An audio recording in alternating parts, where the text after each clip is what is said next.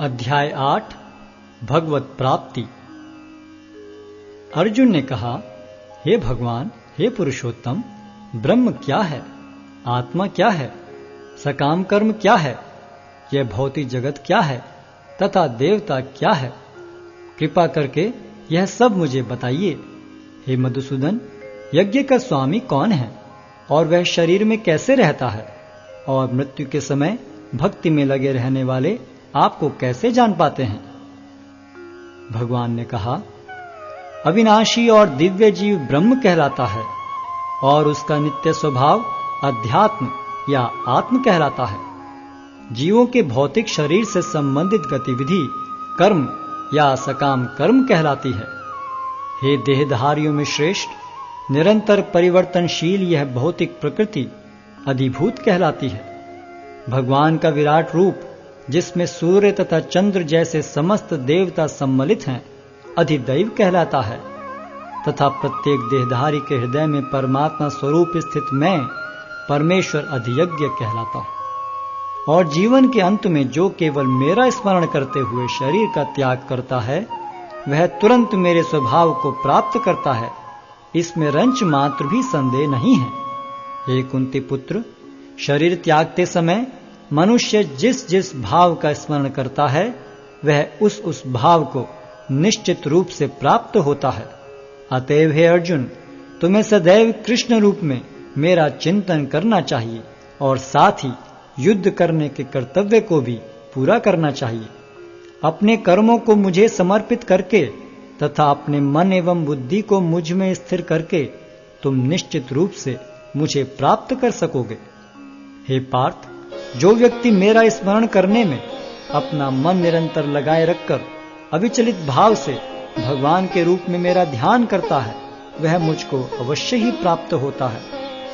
मनुष्य को चाहिए कि परम पुरुष का ध्यान सर्वज्ञ, पुरातन, नियंता, लघुतम से भी लघुतर, प्रत्येक का पालन करता, समस्त भौतिक बुद्धि से परे, अचिंत्य तथा नित्य पुरुष के रूप में करे। वे सूर्य की भांति तेजवान हैं और इस भौतिक प्रकृति से परे दिव्य रूप हैं। मृत्यु के समय जो व्यक्ति अपने प्राण को भवों के मध्य स्थिर कर लेता है और योग शक्ति के द्वारा अविचलित मन से पूर्ण भक्ति के साथ परमेश्वर के स्मरण में अपने को लगाता है, वह निश्चित रूप से भगवान को प्राप्त होता है।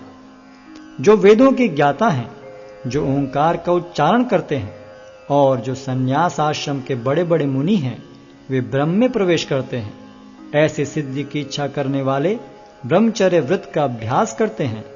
अब मैं तुम्हें वह विधि बताऊंगा जिससे कोई भी व्यक्ति मुक्ति लाभ कर सकता है।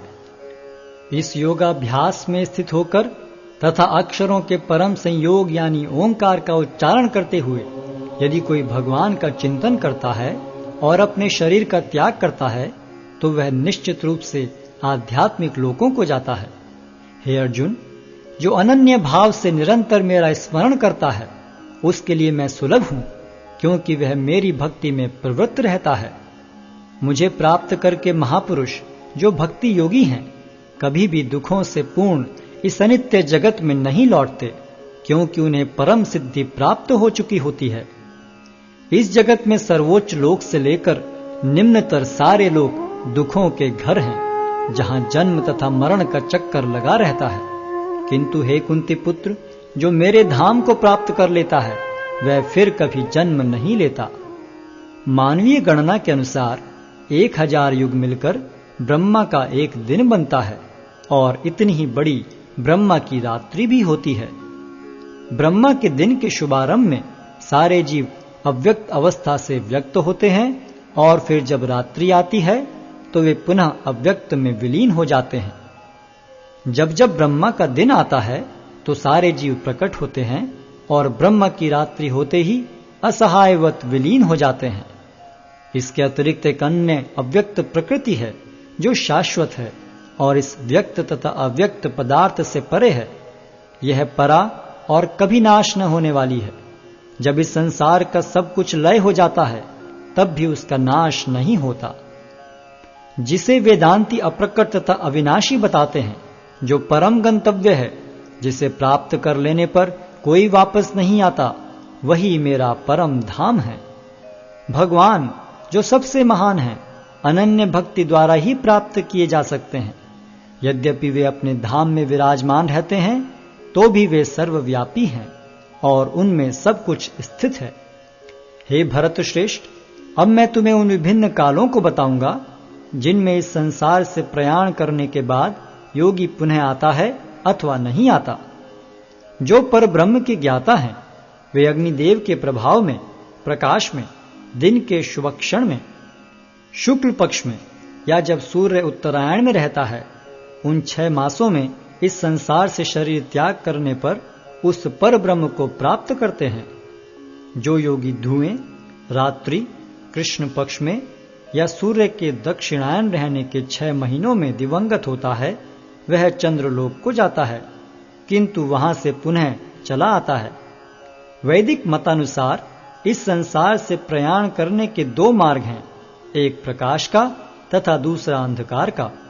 जब मनुष्य प्रकाश के मार्ग से जाता है तो वह वापस नहीं आता, किंतु अंधकार के मार्ग से जाने वाला पुनः लौट कर आता है। हे अर्जुन, यद्यपि भक्तगण इन दोनों मार्गों को जानते हैं, किंतु वे मोहग्रस्त नहीं होते, अतः तुम भक्ति में सदैव स्थिर रहो। जो व्यक्ति भक्ति मार्ग स्वीकार करता है, वह वेदाध्ययन, तपस्या, दान, दार्शनिक तथा सकाम कर्म करने से प्राप्त होने वाले फलों से वंचित नहीं होता। वह मात्र भक्ति संपन्न करके इन समस्त फलों की प्राप्ति करता है और अंत में परम नित्य धाम को प्राप्त होता है।